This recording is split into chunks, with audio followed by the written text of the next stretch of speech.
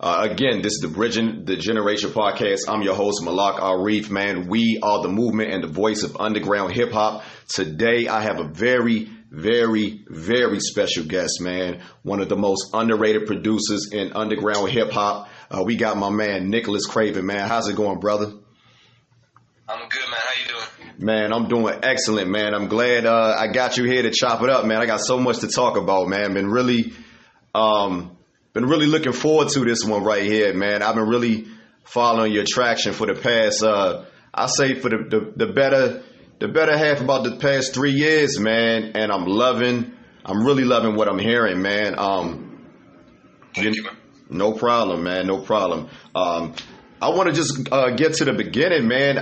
Let's start from the beginning, and we're gonna work our way up to what you got going on now, man. But can you tell me, exactly where you're from? I'm exactly from a city in the province of Quebec in Canada called Elmer. And that city, I said this before, it's kind of like how, you got Quebec, no doubt, one state, one province, and then you got Ontario, which is another province or state. And that's the province that has like Toronto in it and Ottawa and all of that. And that's all English on that side. Mm-hmm. Basically, in my state, it's all French people. Okay. And I lived right on the limit, right on the river between Ontario and Quebec. And my family's from Montreal, so about 8 years ago I moved out here. So now I rep Montreal. Okay, so you read. What is that? They used to have the Expos out there. I remember the Montreal Expos, and what is it? The Montreal. What's the baseball team? I forgot the baseball. The hockey team you guys have now. The team was the Expos. The hockey team is the Canadians. The Canadians, exactly, man. Well, look.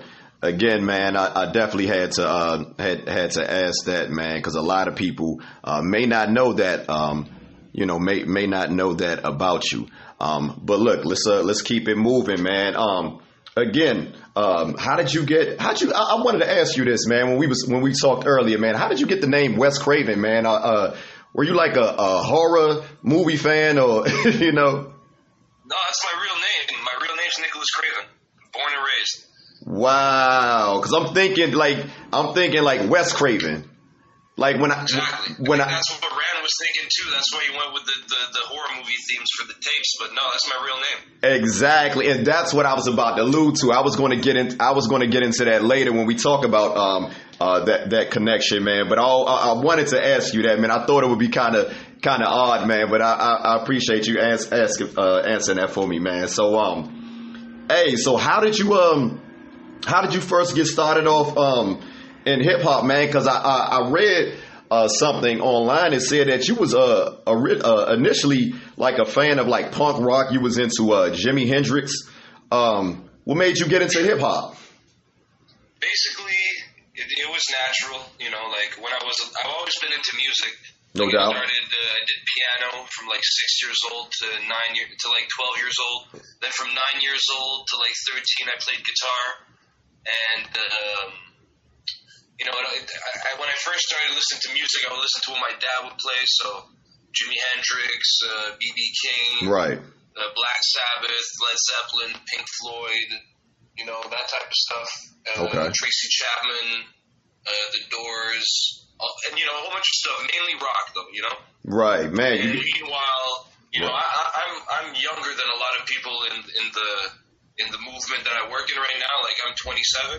Jesus. So, wow. Yeah, so me when I was a kid, I was 8 years old in 2000, right? Wow. So I was in high school. I think the golden age of hip hop. When I got kind of accustomed to hip hop, it was more like 50 and Eminem and right. Ludacris, no doubt, and guys like that, right? Mm-hmm. And so I didn't have, I didn't really connect with a lot of hip hop that I saw on TV when I was a kid. You guys had MTV, we had Much Music. Mm-hmm. That was basically my major presentation to hip hop was through that. Okay. And I wasn't crazy about what I was seeing. But I did I remember when I was a kid, the first time I heard Changes by Tupac, I loved that. Mm-hmm. I remember, I used to love, Roll Out and Saturday by Ludacris. Oh, yeah. I used to like Eminem, shit like that. Okay. And when my guitar teacher basically moved out of the city, right. and I didn't have anybody to teach me guitar anymore. Around the same time, my homie's big brother, my friend Simon, his big brother Vincent, he showed me Acid Pro, like a program to like multi-track record stuff, right. to like chop samples on. Okay. And the day he showed me that, he showed me Raekwon, he showed me MF Doom, he showed me like how to like sample from like cartoons and like TV shows. Okay. Basically all on the same day. And so I went from like, you know, like Green Day and Jimi Hendrix to like MF Doom and Raekwon at like 12 years old.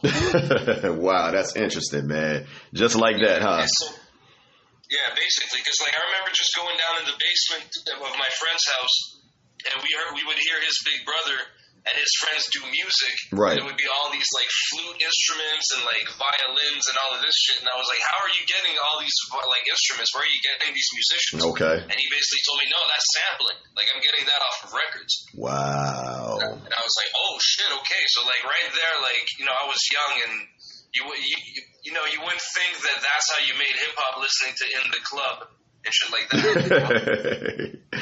That's it's almost like a culture shock, man. Like your transformation that happened so quickly, man, and to hear that, you know, what you would originally listen to compared to what you're doing now, man, is very profound, man. Is interesting, man. So, you know, being that you're a younger producer, and you know you got into hip hop at a time where the culture was kind of shifting a little bit as far as the sound. What were some of the albums that you remember that really stood out to you? You know, around that time. I know I heard you say Ludacris. I heard you say G Unit. Just touch on just a couple of albums if you can remember. Basically, I remember like one of the last days in elementary school. Because I had a punk band in elementary school. Wow. Like for like 2 years, me, my friend Jean-Pierre, and my friend Payam, we had a group, and Jean-Pierre once came to school and he had the documentary, the game CD. Oh man, that was a classic. Exactly. And like I remember he was like, yo, this is the shit. And I was like, no, that's 50 Cent, fuck that, no. And then like around that time he showed me like a song, like a fake like Eazy-E feature that the game had done called Still Cruisin'. I remember that. I think that was the first hip hop song I ever actually like listened to repeat for like ever. Like I would listen to that song on repeat for like a full day. Like it's called Still Cruisin', Eazy-E in the Game. It's on YouTube. You can look it up. It's like the beat is this piano beat, and I just love that track so much. And then I got more accustomed with the documentary, and it's actually when I heard Hate It or Love It that I was like, you know, I remember that technique of like beat making that my friend's brother had showed me. When I heard Hate It or Love It, that's the first time that like I like was really like, okay, no, let me actually try this on my own and try to make a beat like this Hate It or Love It beat. Right. So Hate It or Love It was like really important for me. Then like in my first years of like looking at hip hop music, I was looking at it on iTunes Store. Basically, like in like 2006, 2007. And I remember I was just looking like new releases, and that year The Big Bang by Busta Rhymes. Yes, sir. Came out. And Blood Money by Mobb Deep. Yes, sir. You know, it's still G Unit and that's still Aftermath, so you know I wasn't exposed to any underground yet. But those albums were really important. Also, the Raekwon album, the Raekwon mixtape called The Da Vinci Code. Got it. The Vatican mixtape Volume 2, The Da Vinci Code. Oh my God, that was big for me too. Woo! You talking some music right now, brother? You talking? A lot of people forget about that that Da Vinci Code, man. That bring back some memories, man. So with that being said, man, so when did you actually start making beats, or when did you start taking it, start taking it seriously? Well, like I said, seriously, man, that came way later. Okay. I started taking it seriously like I am now in 2018. Okay. But like there was evolution in what taking it seriously was. Like as a kid. For like basically when my friend's brother showed it to me, I took it in and like I fucked around with it a little bit, but I didn't really connect with it too much. Okay. And then when Hate It or Love It came out, that's when, well, around the same time, maybe a few months later, when I heard Hate It or Love It, that's when I really started going to the computer every night and trying to listen to samples and find ways to make beats like that. Okay. And then around 2009, that's when I first, like, one of my friends started rapping on my beats, and I started recording and mixing albums and doing album covers. Okay. Like, I probably did like 30 or 50 like albums just with my friends, like, before I even ever started like getting serious, like, with like actual like career rappers. And basically also in 2015, I was still just fucking around with my friends, basically doing the same thing I was doing since 2009, just like pressing up local mixtapes and just trying to sell them. In 2015, that's when I there's something like fucked up that happened in my life. Like, I lost my driver's license and everything, so I was like kind of ashamed of myself. And I was like, I gotta switch it up this year and like make myself proud and do some dope shit. Okay. So that year, I basically, because I hadn't done that yet, I basically got videos done for all my friends that had done projects with me, so everybody got a really good video. Okay. And that's also the year that me and the God Fahim started working, and that I flew down to Atlanta to do 3 videos with him, including the one for a song we did called Nosferatu. I was just about to ask that question, man. Who was your the first artist, man? Because I really got into you, like I said, about 3 years ago through the Conway Remixes, man. So Nice. Yeah, we're gonna touch on that also, man. But like I said, I got into you in 2017 through that Conway the Conway Remixes Volume 1, and I remember I also went back and I know you had some albums that was before that, but a lot of times I like to go back to the very first album. So I did go back to the Judy and Francois. Am I saying that correctly? Yeah.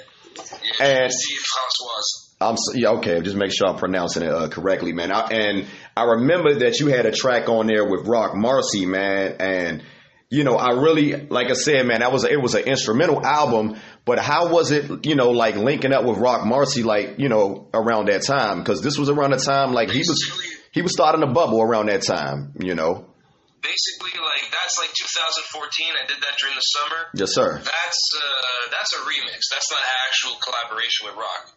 Oh, okay. And I labeled it like if it was an actual song. Because I used to do that with remixes. Like, I would like put them out as like a song featuring the artist and change the name of the song.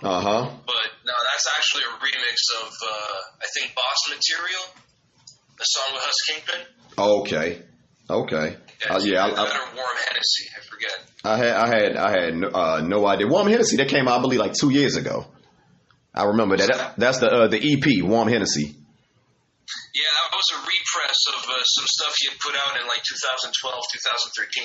You know what? You just told me something right there. I had no idea, man, that was that old. I thought that was newer material when I heard that back in 2018. Yeah, no, that's like, and I'm not working with the company that originally put that out. The company called. Actually, was that the project put out? Anyways, around that time, he was working with a company called Goodfellas, and they're the ones that put out Boss Material. I'm not sure if they put out everything that's on the Warm Hennessy, but I might be mistaken on that. But all that to say, yeah, that was an acapella from like 2012, from around the same era as Warm Hennessy. Okay, yeah, man, you got, like I said, you were doing a lot of instrumentals, man. It seemed like up until I say 2018 when you 2017 when you dropped the Craven project, man. So my question to you, man, what do you prefer? Do you prefer doing instrumental albums, or do you prefer like working with artists? And definitely working with artists. Definitely, like, that's not even like it's not even competition. Like, I don't want to do beat tapes, basically. Okay. Like, I'll do them sometimes, and now I've done a couple that had a kind of cool concept that people really like the Nico Bellic and the Def Soul one. Okay. But me, it's like at the end of the day, my beats aren't made to be listened to instrumentally. Like, my beats are made for people to rap on. Like, that's what they're made for. There's always that missing. Like, exactly. If there's not a rapper on them, like, there's something like it's not at its full potential. Okay. And I just basically did those tapes because I just needed to get the ball rolling. Okay. Well, look, let me go back. I'm sorry, I didn't mean to cut you off. Go ahead. Sorry, I was was gonna say that Shruti François tape. Mm-hmm. Like that was basically what that was. I was like in 2014. I didn't really have any work with anybody, and I discovered Marciano in 2013, and I just loved like the no drum sound and the just like straight looping shit up, not adding any boom drums. Because at that point I was like working 12-hour shifts, and when I would get home, I didn't really want to listen to like MOP and DJ Premier. Like I wanted to listen to like just like smooth like Curtis Mayfield or Marvin Gaye or Sade or shit like that. Wow. So it's like that type of hip hop to me was like more grown. It was like we don't need the big drums. It's all about the lyrics and about like the beat. And if like you need the drums because like the melody of the sample and the lyrics aren't enough to hold you, well, it's not for you. It's not for exactly. I agree. I tell a lot of. I'm sorry. I'm sorry. I didn't mean to cut you off. I just wanted to. I also wanted to add on to piggyback what you're saying. You know, a lot of times, you know, with artists like Rock Marciano, Huss Kingpin, you know, guys like that, it's an acquired taste.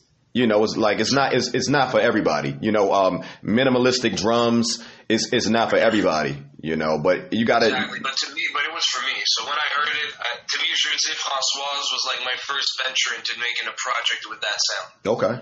Yeah, I like it, man. I like it. I know you. I mean, I know that was your first project, man. But when I go back, because I still, you know, I went back and dug deep into your catalog, man, and I checked a couple of those, you know, like,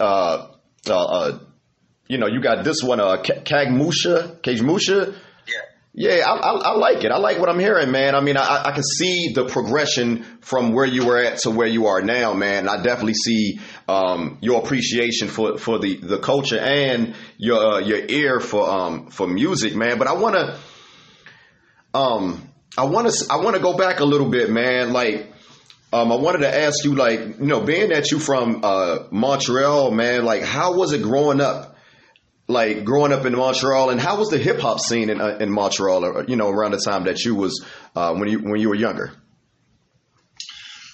Basically, like just as far as the whole like province of Quebec, it's like we have a beef with the rest of Canada because we're French and they're English, and like the French got here first, and then the English came and like beat the French in the war and like took over Canada. Okay. So basically, like Quebec's really scared that it's gonna lose its quote unquote like French culture. So Quebec, the government puts a lot of money into creating a culture here. Like we have our own, like basically most people in Quebec, they don't speak English. And they don't really know a lot of like new American or Canadian music. They don't really know a lot about like the new actors, the new like names and everything. Right. We have our own celebrities in this 8 million people's like province right here. And, like, our own celebrities, our own musicians, our own everything. And it's like none of it is really like a lot of it is just like a copy of something happening in the States happening in Canada. And it's just like a lesser version of it. Some of it's great. Like, you know, we got like, you know, we got great musicians from like the last like 100 years, but a lot of it is just like derivative. So mainly like basically the hip hop culture here is like I'll just say it right here, it's pretty whack. Like it's just pretty whack. Basically like you know Toronto, you know like Tory Lanez, you know Drake, you know The Weeknd, you know Party Next Door. You don't know anybody from Montreal, and we're 4 million people here. Wow. Now, how far is Montreal from like Toronto? It's 6 hours from Toronto, 5.5 from New York. Okay. New York City. Like I'm 1 hour from New York State here. Like I do a 1 hour drive and I'm in upstate New York. Okay, so do you currently reside in reside in the States, or are you still in Canada now? No, I'm in Montreal. Okay, man, I had no idea that Montreal was that close to the States, man. I know Toronto was really close to Buffalo, but you just taught me something else, man. I never knew that, man. But yeah, so we border Vermont, we border Maine, we border New York, we're right here. Right. That's dope, man. That's dope. So another question I really wanted to ask you, man, like listening to your production and just hearing how you were talking about the records and the music that you listen to, man. How do you go about like picking your records? And you know, how can I want to make sure that I'm phrasing this right. How would you describe your sound?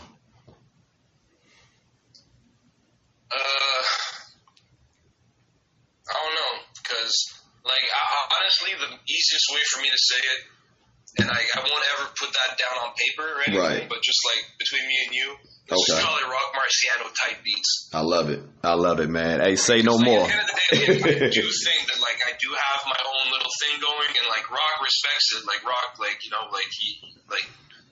fucks with me. And, no doubt. I don't think I'm literally like copying Rock Marciano. Because I've basically always looked for samples the way I look for samples. But it's just Rock Marcy gave me the courage of not necessarily having to put drums on it every time. Yeah, I love that, man. I don't really know how I describe it. The best way to describe it is just hip hop, I think. I would say, man, listen, I respect what you just said, man, but I would like to add to that. Like, to me, man, it's a soulful feeling, man. Like, you know, your music, man, I see your appreciation, man, and your knowledge from the different genres. And I wanted to know, this is one of the questions I always wanted to ask a producer, man. Like, when you, how do you go about picking your records? It's really like, you gotta get, like, really concentrate on making sure that you just look for and take what resonates with you. Okay. Know? Like, whatever I listen to that just hits me, that I'm like, oh, wow, this is, like, beautiful, that's what I'm going to take. Mm-hmm. Like, basically, like, there are a few, like, restraints that, no matter how beautiful it is, I can't use it. Like, if the beat's too quick, like, if it's, like a 110 BPM type beat or something, right, I got to slow it down, like, 30 BPMs for it to be, like, rappable to, like, you know, I won't be able to use that, but basically it's anything that I hear that just I love. Okay. That's it. And it's like, and that's not, it hasn't been that easy for me to do that. Because, like, you gotta find what you love. Right. You gotta figure it out. You gotta take risks. You gotta adventure places. You gotta eliminate a lot of thought of, like, oh, this would be perfect for this type of beat. Right. If you don't necessarily like it. Like you know, it does happen to me sometimes that I'll hear something that I'm not that crazy about, but I'll just know that it would make a good beat. Okay. And I'll make a beat out of it. And sometimes those are some of the beats that rappers like the most. Right. But, like, I always try to focus on just taking what I love and what makes my heart, like, squeeze. Man, I can dig it, man. I could definitely hear and feel that in your music, man. And, you know, what I just asked you was originally a two-part question, because also a two-part question, excuse me. I also wanted to know, like, and I always wanted to ask a producer, man, like, when you guys are picking records and picking out samples, what have you, like, do you actually, like, listen to them, or do you just pick the samples out just for, you know, whatever hip hop artist that you're working? Do you actually, like, sit down with a OJ's album or a Curtis Mayfield album and just sit down and just enjoy the music? Go through every song. Yeah, just go down, sit down with, you know, like with Led Zeppelin or an Aerosmith album. All I do. That's basically my life for the past 13 years. I just listen to like 5 albums every day. Wow. See, this is why I got you on here. It's just like anybody who ever asks me, like, yo, I'm an up-and-coming producer. Right. What can you tell me? The only thing that you have to do is make all the time in your life to listening to music. Man, that's all you have to do. Sometimes it's not even about listening to shit you're going to sample. Exactly. It's about learning new music, learning new ways to use instruments, new ways to use melodies, new ways to use rhythms. Like, sometimes I'll listen to something else. Like, sometimes I'll look at a movie and it's going to teach me something about making hip-hop. Okay. So it's just about really just, like, we're sampling, right? We're taking other art, and we're not even, like, recreating it or whatever. We're taking it, a part of it exactly, and we're modifying that part. We're not, like, you know, so it's all about just finding the art. And, like, once you find all the art that you like, you find the different points that are similar in all of it, so then you can understand what is making you go towards that type of art, you know? So, yeah, it's all about just listening to albums. Like, I won't necessarily, like, if I listen to the song and it starts off with, like, a super quick, like,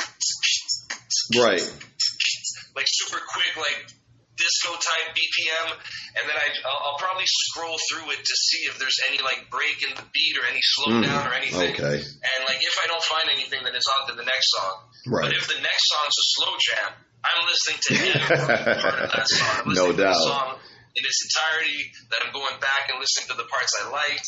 Then I'll listen to it like it's like.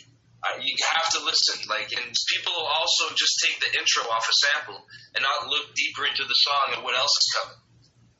Yeah, I'm listening to what you're saying, man, and the reason why I'm glad I appreciate you being here, and I'm glad I have the right one as far as when we're talking about that aspect of sampling, because I was recently watching, and I don't want to say the producer's name, but he was just scrolling. As he was sampling, he would listen to like the first maybe 10 seconds of a song.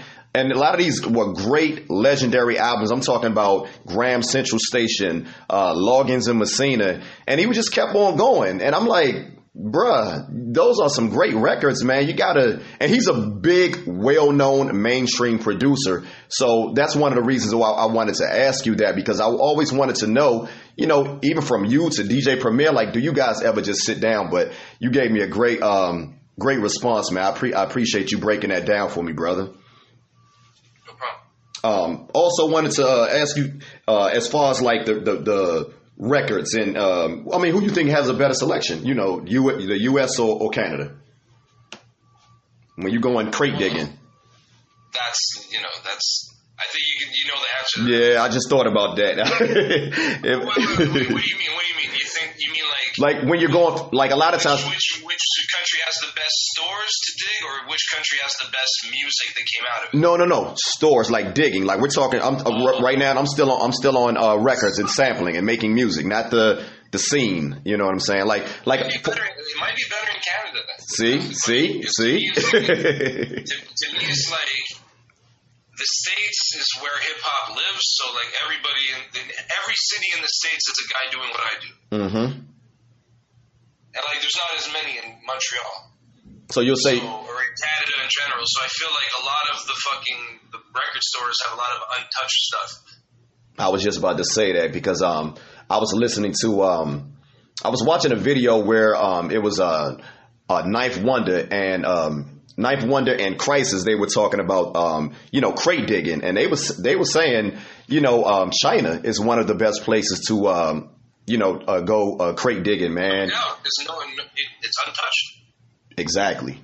Like hip hop is censored on television in China. Exactly, because it's a communist country. But yeah, man. So I just I always wanted to, like I said, ask a producer about that, man. I just want to clarify though. I have never been digging in the States though. Never? No, I fuck up. Like I go on trips. Like I went to Panama a few years ago and I forgot to go digging. I was just having too much fun. Like I don't even think about that shit. I have to fix that. That's a big mistake in my habits. We got some. I gotta make more time for digging when I go out. Yeah, man, we got some great stores, man. Check out when you come here, man. Come to Philadelphia, man. Where I live at here in DC, man, we used to have a great selection, man, but a lot of the record stores closed down. New Orleans is really good too, man. If you ever come to the States, man, I get a lot of records from Philadelphia and New Orleans, and I think because of the rich musical history that Philadelphia through the Philly soul, and New Orleans so hey, check it out when you get an opportunity. But look, I want to fast forward, man. Talk about this like you said, you really start taking it seriously in 2017 or 2018, if I'm correct. Yes. Okay, so I remember that Conway Remixes too, man. What made you want to put that project together? How did that come? How did that come to pass? And how did you hear about Conway? How did you get into him? Well, basically, like I heard about Griselda at first in 2014 when I heard Hitler Wears Hermes too. And West Side Gun. I saw that. I remember a few months before that. Rest in peace. I heard Sean Price and Westside do a song called Black Tar. Yeah, that's one of the songs at the end of the album. Yeah, but they came out like that. They put that at the end of Hitler 3. Yeah, it's at the end. I remember it. But that came out like 2014. Yes, it did. Like a year and a half before, right? So I heard that, and I'm a fucking like diehard Sean Price fan. That's my top 5 all time. Easy. Well, he's in my top 10, and I don't like put him in any order, but he's equal to all the 9 others in my top 10 to me. You do it the same way I do. I don't. Ghostface is number 1 for me, and then after that is everybody. Well, there you go. Everybody else is, you can rank them from 1 to 10. It don't matter, Fuck it, I'll give it to you. You can have it on record. To me, it's Ghost, Rock Marcy, Ice Cube, Prodigy, Sean Price, Cameron, JC, Redman, MF Doom. And wow, that you're getting up there. You got about 8. I'm counting 8. That's about 8. I think that I can't remember the other ones. Yeah, man, it changes. Stop speed. Oh man.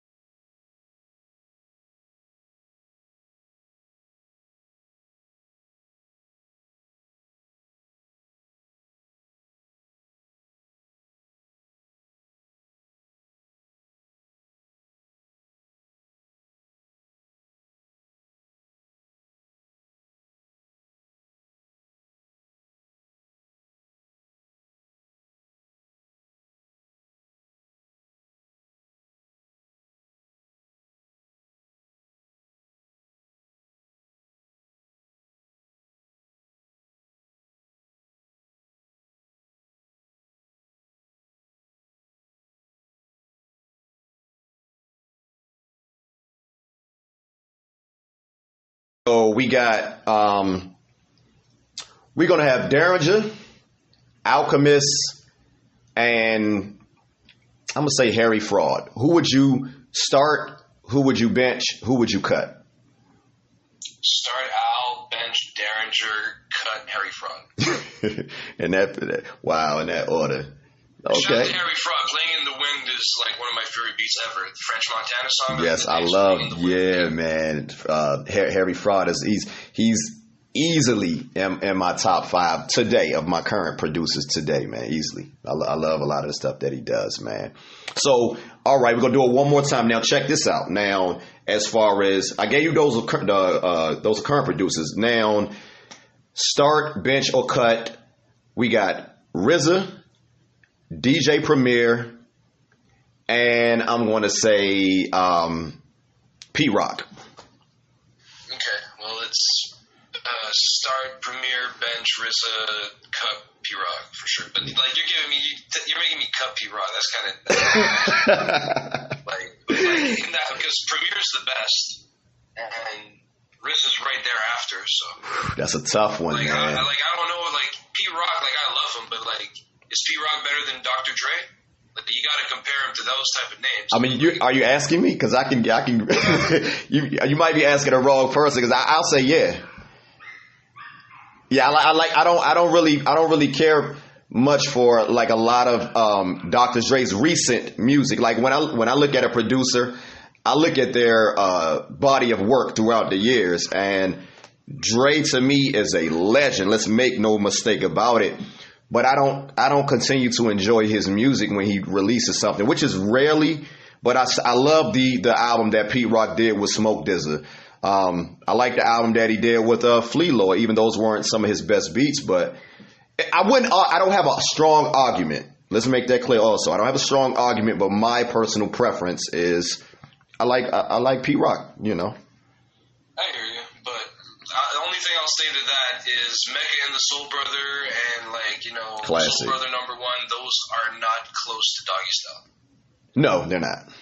They're not. So, no.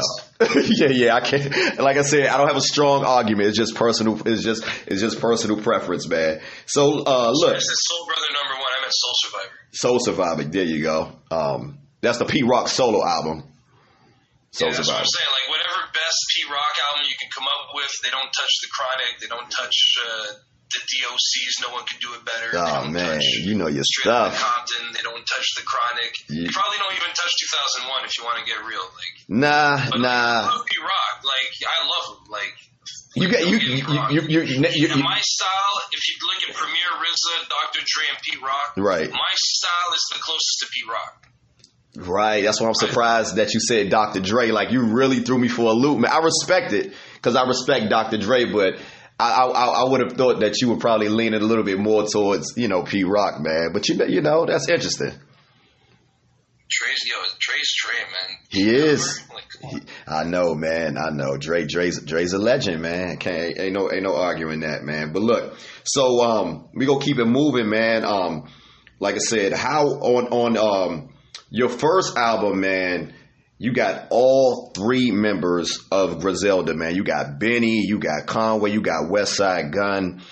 How was it working with them, man? How did you guys connect? Well, like I told you, I just started hitting Wes and Conway as soon, after I heard Hitler 2 in December 2014. Mm-hmm. And in 2015, like I told you, I started sending emails out. That's when I started working with Fahim. Okay. After I saw that he was with Griselda, because he was with Griselda back then. And wow, you know what? I forget all about that, man. Him and Mac Homie was with Griselda. Yeah, Mock, him, Camouflage Monk. Yeah, man. Wow, you going back, man. Yeah, you going back. Basically, that was Griselda back then. They had 3 producers. They had Derringer, Monk, and Fahim. Yes, sir. And rappers, they had Wes and Conway at first, and then they brought in Mock for a minute. Right. They did an EP with Mock. They did a project. They did a project with Mock, Conway, and Don't Get Scared. But Don't Get Scared. The thing is, they didn't really push it, but there was an album on Griselda's SoundCloud called Black Pearl with another rapper, and it was Fahim. and that was all Camouflage Monk beats, except the first beat on there that was called Pray For Me. And when I heard Pray For Me, that's the thing that just, like, I heard that and I just understood. Like, I didn't even know Fahim did that beat. Wow. But when I heard it, I was like, this is one of the greatest beats I've ever heard. This kid is just, like, just smoking the song. Like, and that's, like, so I started sending emails out to Fahim also. And Fahim's the first that I worked with. Mm-hmm. But then after I came back from Atlanta, that's when I got with Conway. And Fahim is underrated. Basically, I just paid them for the verses. I paid Wes, and I just got the songs. You ever get a chance to meet those guys? No. Okay. I met Fahim though. Fahim, like I told you, as soon as we worked, like I flew, like a few months later, I flew down and we shot a video for a song, and we shot also a video for 2 other songs. Man, I'm gonna be honest, man, and that, man, that I'm talking to, one of the guys that I really, really love as far as music, man. I'm just really getting into Fahim, man, and I'm embarrassed, man. This kid is amazing, man. He is so underrated, man. I had to say that, man, because that album, the Dump God Olympics, and he has projects with Mock Homie, man. Those projects, man, they're blowing my mind right now, man. I can't believe that I'm just getting into this guy, man. I've always seen him, on features and things of that nature, man. But I've been hip to Mock Homie for a while, but I didn't realize, man, that God Fahim he's dope, man. He's really dope. Yeah, he's one of one for sure. He is, no doubt. There's never been an artist like him. Okay, no doubt. And now, like I said, we were just talking about, Griselda. What do you think about the movement that they have right now, man, as far as like carrying the flag for underground hip hop, man? How do you feel about that? Man, it's great to see them do their thing, man. Beautiful, man. I love it. Yeah. I love it, man. Sure.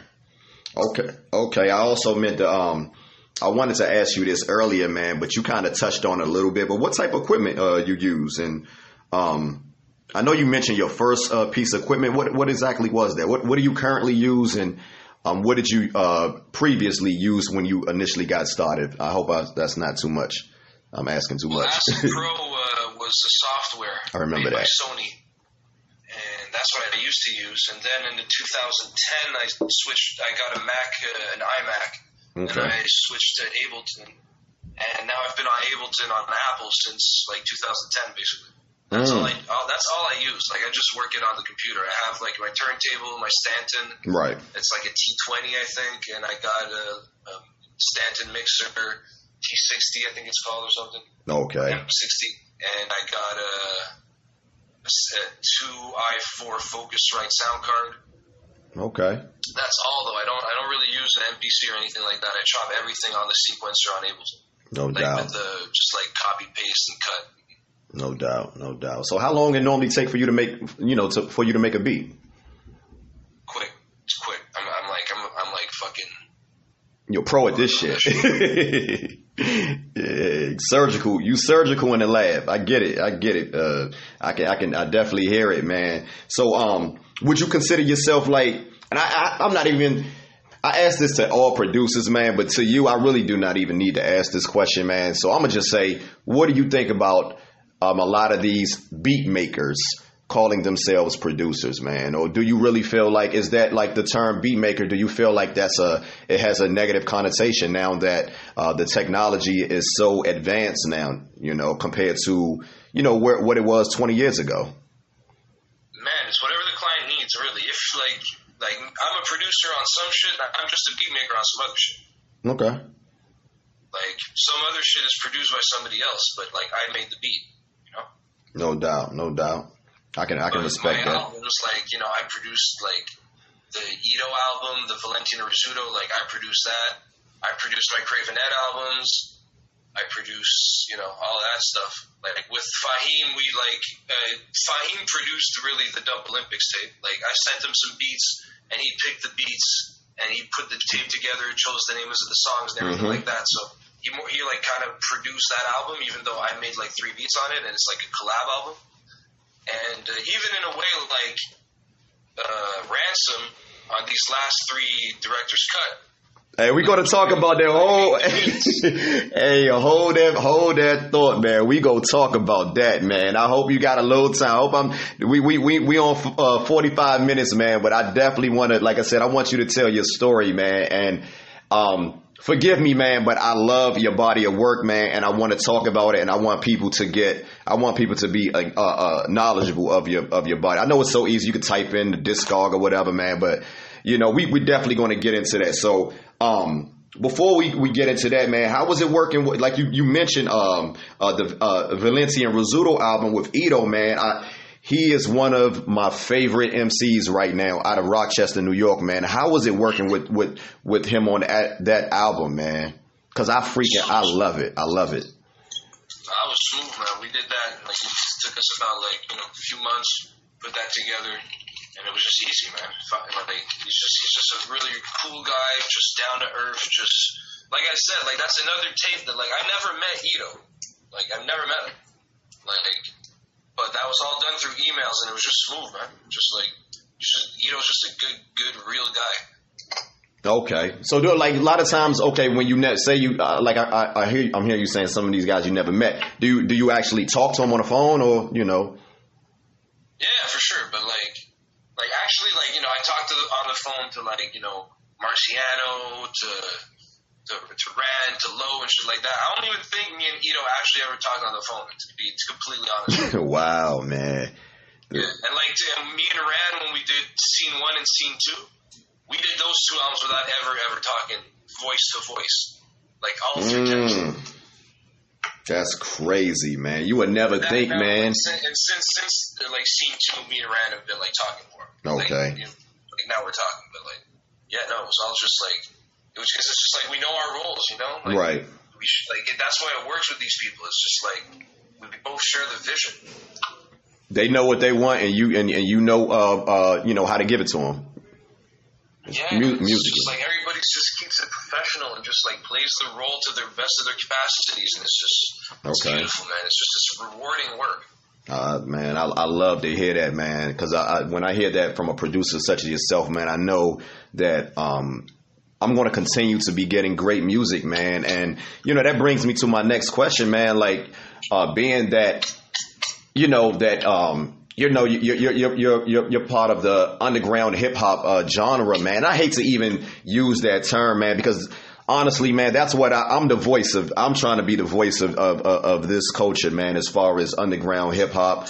I want to bring it to a bigger audience, man, a bigger light, do all I can to give back to the culture. And like I said, I definitely appreciate you being here, having this conversation with me. But have you ever had the urge, man, to you see what's going on with Tory Lanez and those guys, man, and the Party Next Door?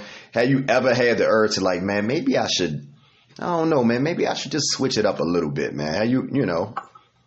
Yeah, I did, and then I found out about Rock Marciano. Honestly, that's how it went. Because it's before that, I was doing I was starting to listen to a lot of Fredo Santana and Lil Bibby to try to figure out the patterns for drill beats and shit. That's what's up. Honestly, I still have those beats, but and they were with samples still. That's the thing. No doubt. They were with the same type of samples. I just always just tried to switch up the drums. Because I forgot to say this. The thing in Quebec, in Montreal and in Quebec, once again, because it's French, and it's everything we got is just a French Quebec version of Future or whatever you want to fucking choose. Wow. The only people that you really probably know their names that come from Quebec are producers, because we don't fuck with language. You can enjoy our shit if you're French or English the same way, So you probably heard of A-Track. Of course, he did it. A-Track's from Montreal. I had no idea he was. He did a project with Wale back in 2015 that I freaking love, man. Exactly, A-Track's a genius. A-Track won he was #1 DJ in the world. He won the big competition. Right. I remember that. I'm a fan. I swear I had no idea he was from. I had no idea he was from Canada. Period. Yeah, all my friends from Montreal that are from his generation, they all they anybody who fucks with hip hop. They used to fuck with him. Okay. Yeah, and you've heard of Lunis?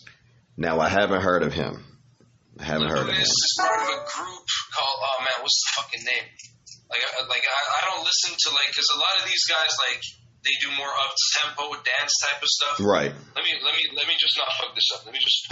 Nah, I saw. Hey, man, we having a conversation, man. I get it, man. But go ahead. I respect. Lunis is part of the group. Tonight, that's it. I was gonna say overnight or weekend or something like that. Okay. It's part of a duo with Hudson Mohawk called Tonight, TNGHT, and they're big. Like they've like Kanye samples them on his albums and shit like that. And I've heard of Hudson Mohawk. Once again, Lunis, he's from Montreal. He's just a beat maker. He doesn't rap, doesn't sing anything, right? Okay. And also, have you heard of King Trinata? No, I heard of King Trinata. I like some of his stuff. King Trinata's from like basically the same like part of the city I'm in. Okay. Wow. From the Southwest, from LaSalle, and he's huge. He had his own like radio show on BBC Radio 1, like. So like, and all these guys, if you listen to them, they do make music that's a bit more like commercially appealing than mine. Mm-hmm. But all of their music is very unique and artistic. Like it's very, very well done. Like you just said how much you like the 8-track project. I love it. Like I love they it. do like they are like great artists. So that's the thing. So it's like that's another reason why I don't really want to like necessarily give up on my thing because like a lot of all the producers I've seen that come out of Montreal are all really like doing something like great and they're not really compromising their art. So yeah, man. And there's tons of other big artists like from Montreal that are more like underground that are still like getting it done, like Tommy Cruise and High Classified and guys like that too. Okay. So it's like that's the thing about Quebec. So that's why I'm happy that like I'm a producer. Because it's like the producer culture here is beautiful. Right. It's just the rap culture that's kind of off.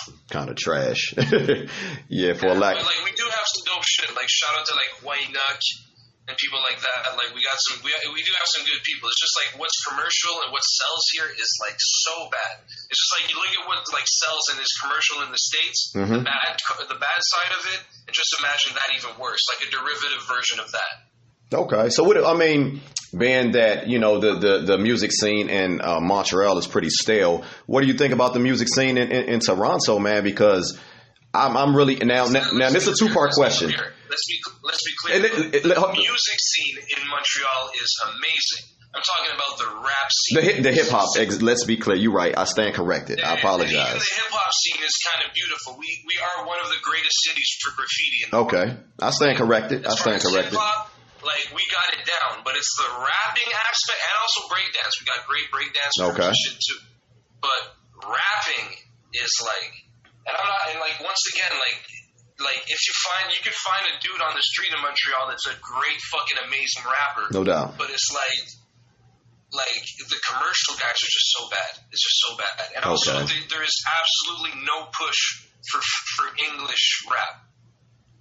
Wow. There's quotas that are like designated by law that like radio has to play 70% French and like 30% English. Wow, yeah, I read about that. You guys had some really harsh anti-English laws, man. Yeah, for sure. But that goes back to what I was saying. Like they're scared that like they're gonna lose their culture. Right? That's crazy. Well, like I'm part of that culture too. Like my English is my second language. I was just about to ask. You speak French? Je parle en français québécois tout le temps. Je suis pas en train de dire que je suis différent. So what were you just saying? I think and I speak in that language all the time. I'm not saying I'm different and I'm not part of like that culture at the end of the day. Like I am Québécois. But it's like at the end of like it's just like we're really hurting in a lot of aspects. Right. A lot of aspects. Okay, so let me continue that question. Thanks for clarifying that for me, man. I didn't mean to say the hip hop scene and what in Quebec is trash. Yeah, it's the rap scene. Just the rapping. Let's make that clear. Let that go on record. So as far as Toronto, because again, you said you're not that far from Toronto. What do you think about the Toronto rap scene, the commercial side and the underground side, man? What do you think about that? I think the commercial side is fantastic. Mm-hmm. The commercial side is The Weeknd and Drake. It's like, what can you ask for? How can you ask for better than that? You know, like at the end of the day, even though Drake is commercial, We gotta give it to him. He makes good music. Some fucking dope shit yeah. He makes every now. I mean, it's not really my cup of tea, but I don't hate Drake like a lot of underground, purists like myself. Like a lot of us, I was talking to a producer the other day, man, and the things that he was saying, I really had to hold my tongue, man, because at the end of the day, man, music is a feeling. And, everybody has their own lane, man. So, I respect it. It's not really my cup of tea, but it's a lot much worse music than Drake, man, and Tory Lanez. Yeah, it doesn't necessarily follow any code, and it's like, yeah, he copies a bunch of shit and like steals from a bunch of different places and stuff. He but does. At the end of the day, it's like it's not the greatest commercial music ever either. Like if you look back, like it's not like David Bowie or some shit. Definitely not. Definitely not. It's He's got his tracks. Maybe you can say his consistency or his shooting percentage is off, but it's just like I'm just saying. It's like as far as just like commercial rap, if we're talking commercial rap, right? Like Toronto's got it down. I'm not that familiar with the underground rap though. I know shout out to Falcon Crest, shout out to Daniel's son and everybody over there too doing their thing. But it's just like, man. Toronto's doing their thing. Like if you think about it, like it's just like they show me some deep Toronto like street hip hop sometimes, like not necessarily like the lyrical underground stuff, just like street like drill and trap music from Toronto. Yeah, and that shit is crazy. But it's just like I'm not that into it. I don't listen to much of it. Right. Now, I shout out to Daniel's son, Asen Eastwood, man. Huge fan. I'm supposed to be interviewing him tomorrow, man. Cypher Soldier. I love those guys, man, and I would love to hear those guys over your type of production. So, man, maybe you guys can work. All right, go listen to this Falcon Crest and Danielson song, "Drop Acid." I haven't heard that. I know about Falcon Crest, but I haven't heard that particular song. Yeah, I think Cypher Solstice on that track too, maybe. I might be wrong. I'm gonna check that out because like I said, man, I'm a huge fan of all those guys that you just named, man. So we again, man, wow, man, I can't believe we coming up on an hour, man. And we haven't even got to what I'm about to bring up next, man. And you alluded this gentleman earlier. He's been one of my favorite MCs for the better, I'll say about 15 years, man. Used to be affiliate of the A-Team, Joe Budden, Fabulous. He veered off. He veered off, but to me, in my opinion, he still put out great quality music, man. This guy I'm talking about, man, the one and only Ransom, man. How did that connection come to pass, man? How did you guys link up, man? Well, after I worked with Ito, I got hit up by Dark Low. Dark Low was like, "Yo, I love what you do." Shout out Dark Low. And me and Low started working off of the Ito tape. Mm-hmm. And not long after, Ransom hit me up in the same way, basically just saying, "Yo, I love the Ito tape. We gotta work." That was like November, December 2018. Okay. And since then, like, we were just like, we're going back and forth, sending beats. He wasn't even rapping back then. He was trying to like plug beats to like rappers that he was working with. Like he did a session with Smoke Dizza. He was like, "Oh, send me a pack so I can play it for Dizza." And like nothing came of that, but we just kept talking. And then eventually, like, I just said, "Fuck it." Like 5 months down the line, we're like in March 2019. I was like, "How much for a verse?" And he just gives me a price. Shot him the price. I shot him the cash. Then I told him, pick a beat from what I sent you. Like, is there anything you like? Right. And he picked one of the beats I sent him from the Dizza pack, and it became Reaper's Hood. And after that, I put it out. He saw the reception. He saw people were going crazy for it. And he said, "Listen, keep sending me beats. We might have to do a tape." And just kept sending him beats, and one day we had a tape. Wow, man, that's awesome, man. Because it's so basically that Now, correct me if I'm wrong. These, because it's three of them. It's chapter 1, scene 1, scene 2, scene 3. Now, all of this music basically came out in 2019, because all three of them was released this year. No, 2020. That's what I'm saying. No. It was all made in 2020. Okay, there we go. That's what I'm saying. Just correct me if I'm wrong, because I remember scene 1 came out, man, and like you said, man, Ransom was really quiet, man. He really took I believe a couple of years off, man. And you know, he came back with a vengeance, man, with that Scene 1. And that album right there really opened my eyes. So like I always respected what you did, and I love like I said, I love the Ito project and the God Fahim. You know, I love those projects, man. Your solo projects, but right there, man, like I really feel like the chemistry between you guys, man.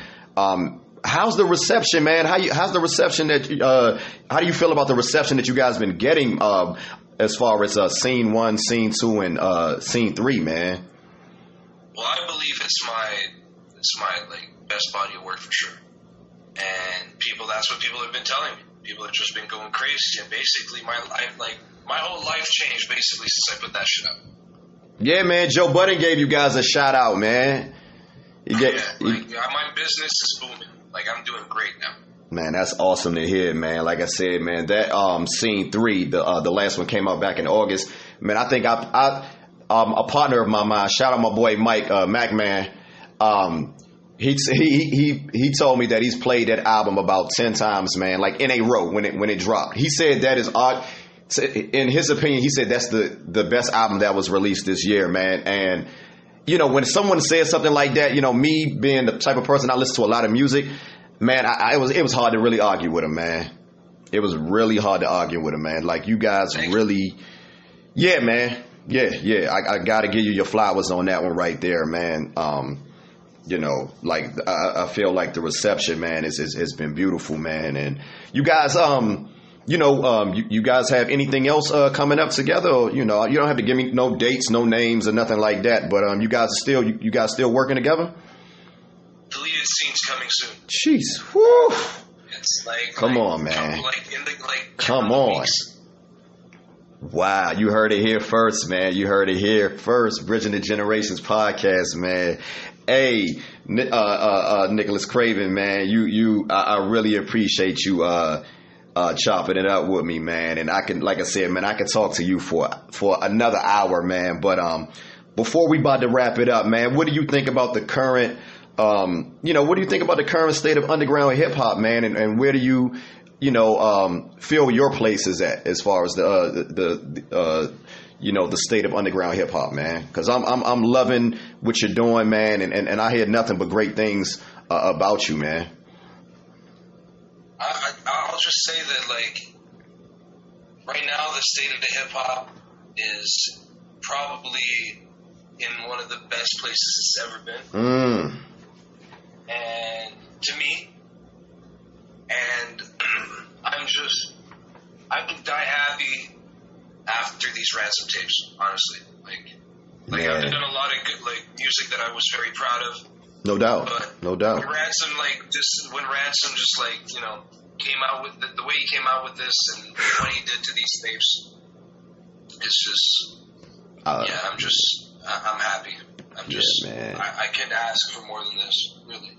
Yeah, man. I love it, man. I just hope that you guys, man, continue to work together. And I agree, man. Like, I'll say this, man. These 3 albums are your magnum opus, man. It's almost like when I heard Scene 1, it caught me off guard, man. I had no idea that, when I seen your name and Ransom, I had no idea it was going to be that good. I knew it was going to be good because it's Ransom and it's Nick Craven. But, I mean, I don't know if you know this, Nicholas Craven, but, man, a lot of people have that as their top album of the year, man. Like, it's highly critically acclaimed right now, man. All 3 of them, not just the 3rd one. Yeah, I know. I've seen that, man. It's humbling. It's beautiful. Man, I appreciate that, man. Well, look, we about to go ahead and wrap this thing up, man. Again, where could the fans find you at, man, on social media, man? Music-wise or what have you? Google Nicholas Craven. Everything's there. Instagram, Nicholas Craven 819. Twitter's Nicholas Craven _. YouTube, Nicholas Craven. I put out an instrumental beat every day. I'm about to put one out right after this interview. No doubt. I put one out, and SoundCloud is Nicholas Craven also. I put a new beat out every day, SoundCloud, YouTube, So check that out if you want to have a new instrumental, 7 new instrumentals every week. That's like a beat tape right there, you know? That's why I don't even like the beat tapes. I put out a beat tape every week. Wow. Yeah, I've been following you on SoundCloud. So a lot of up and coming artists, man, they can reach you on they can check out a lot of your stuff on SoundCloud, huh? SoundCloud, YouTube. The YouTube's bumping too. No doubt, man. Well, look, man. Hey, Nicholas Craven, man. It's been saying it's an honor will be an understatement, man. I appreciate you being on my platform, man, and I just I just wish many great things for you, man. I see many great things about to happen for you, man. And I remember before I go, man, you mentioned, and I don't know if this is okay for us to mention, so you do have something like really, you got some fire coming. We talked about on Instagram, man. I don't know if you want to share it. I'm bringing that up because I don't know if you want to share it. So I don't know. I'm scared now. Okay. But you know what? I don't remember what I told you. Okay, all right, I'm gonna bring it back. We're not gonna say this artist's name, but you said, hey, you brought up you just purchased some verses, and I got the. If I'm not mistaken, I could have sworn that I got that answer right as far as that artist. I don't know. Okay. All right. Hey, look, we're gonna talk about that. I'm gonna send that to you through a message, man. But you shook your head when I said this artist, and I want the fans and the audience to know that this artist is a legend. He is super dope. Everybody pretty much knows him. If you know hip hop, you know who I'm talking about. Now I'm hyped. Yeah, this was Saturday, man, because you went on Instagram Live and you asked the question. You know, I know you're busy, man, but you went on Instagram Live and I'll tell you who I bought the verses from.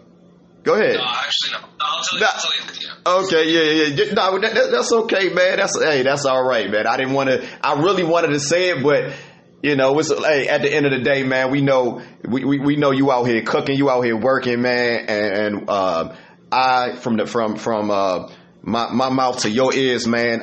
Thank you for being on this platform, man, and I wish many great things for you, brother. My pleasure, man. Thank you for having me. All right, man. You take care, man. God bless you. All right, thanks for everything, man. You too. Take care. All right, peace.